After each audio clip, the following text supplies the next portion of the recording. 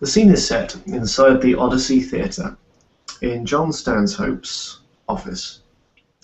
He is currently going over various financial portfolios given to him by his new retainer, Alfred, gleefully smiling at the various stock and stroking a couple of surveillance tapes that Alfred has also given him. When his retainer, Jason, comes into the door, a burly idiot of a man, but serves his purpose as John's security, and says that Police Chief Byrne is here to see him. John stops, takes on a mask of the stone-hearted Ventrue, and puts away his papers, steepling his fingers over the desk. Bring him in. The police chief enters. He's a family-looking man. His suit somewhat dishevelled, not cut from the finest cloth. He has somewhat friendly-looking eyes and wears a thick moustache on his lip. He comes in, nods slightly. Mr. Stanhope. Kieran, my old friend. Please, have a seat. Yeah. He pulls up the chair, sits across the desk from Mr. Stanhope. What do I owe such an honour from a prestigious member of our community? It's about my tab. Your tab? Yeah, I ain't going to be able to make payment this month. I got some bad tips and they didn't pay off. I was wondering if you could bankroll me again for the next tournament. Kieran, my friend, I've already bankrolled you twice already. What is this? This is going into ridiculous figures. He pulls out a sheet of paper. Unknown to Kieran, is completely blank. John's idyllic memory helping him out. We have rolled you over for, what is this, 30,000? We can't keep doing this, Kieran. I know, but I'll get the win one day, and then I can repay you and then get Marjorie off my fucking back as well. I understand. I am a family man also. How is Marjorie? Still going on about the skiing holiday? Yeah, she's doing all right, but she's a lady of expensive tastes, and, well, I'm having trouble bankrolling that in a minute. Of course. Kieran, Except for salary isn't what it used to be. No, the way that this country deals with its public servants is deplorable. Well, Kieran, I tell you what. I will roll you for another 10,000, but I cannot keep the same arrangement that we had before. I'm afraid interest is going to have to go up.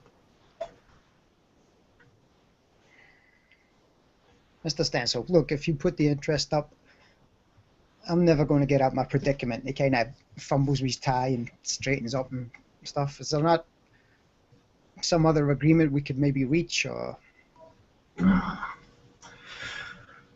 Well, we are friends after all, Kian. So I tell you what. I'll set your tab up for 5,000 and give you 5,000 in cash. And he puts out his checkbook.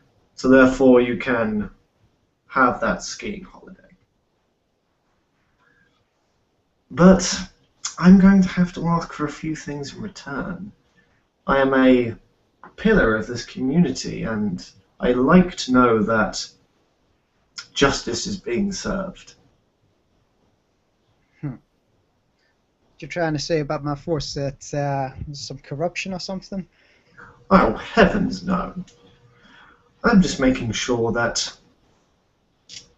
I am kept abreast. I am a businessman, and crime, especially the rampant crime we have in New Serum, affects my business.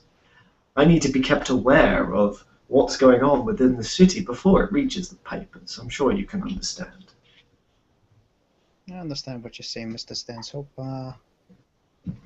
I'm sure I can increase patrols around areas that you hold. And if I hear anything, well, maybe I can let you know, but not everything flows up the chain of command like it used to.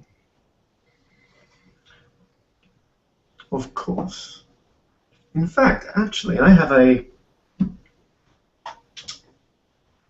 few employees that are looking for a change in career. Chief Fleaseburn, I wonder if you wouldn't mind giving your recommendation for their transfer into the police force. Sure, just give me the names. The Academy's always looking for new recruits. Excellent. You will be able to get the names from my associate, Mr. Darling. He runs a training facility for graduates. Not many educated people in the force these days. Seems like nobody wants to be a cop no more, especially in this city. Well, educated beat cops soon turn into officers, do they not? And you need loyal officers to keep your force running, do you not? Yeah, you need good officers, but it's the men on the ground, that's where it's at. I remember when I walked the beat, I knew everybody's name in the neighborhood. Things ain't like that anymore. The city is far too sprawling for that sort. I'm sure we can come to some arrangement, but increase in employment and more bodies on the ground, as well as some charitable donations. We did the widows and orphans only a few months back. I'm sure I can set up another charity ball to make sure that you are properly equipped. Yeah, another policeman's ball would be good, and this $5,000's gonna help somewhat to keep Marjorie off my back for another couple of months. Okay. The same interest then. 5%. Let's just hope some of these tips come good for me this time. Oh, your luck. Your gold losing streak can't last forever. That's what I keep telling myself. It's gotta change one of these days. Precisely. I believe that your luck is just about to change. And on that, he will emphasize believe your luck is about to change while using his dominate, which will be manipulation and leadership, I believe. So that's 6 dice with counting voice. What would you say his willpower would be? Well, given his situation, he's not going to have a high-standing willpower as the chief of police. He's probably lingering about, I don't know, maybe even a 5 or 6. We'll give him 6, and then 6. they'll make it a DC 4. Yeah, it's slowly been declining. Ooh. 1, 2, 3, 4, 5 successes. Yeah, things may be looking up for me after all. A friend like you in the city anyway, Mr. Stanshope. Hopefully we can get the police department back on track. I have always got your back, Kieran. Don't you worry about that. I am always willing to go out of my way for my friends. Good.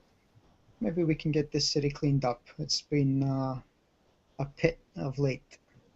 That is my hope also. Yeah, well, thank you. If only you could be so kind to every department in the city. No worries, Kieran. No worries. And he gets up slowly, limps with his cane, and pats the police chief on the back. You have a good time in the Alps or wherever it is you ski nowadays. And tell Marjorie I'll hi from me. I'll send a fruit basket. I have come across some very fine French wine. I'm sure you both will very much enjoy. Excellent. I look forward to tasting some. Thanks again, Mr. Stanshope, and hopefully I don't see you too soon.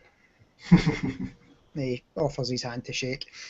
John shakes it firmly.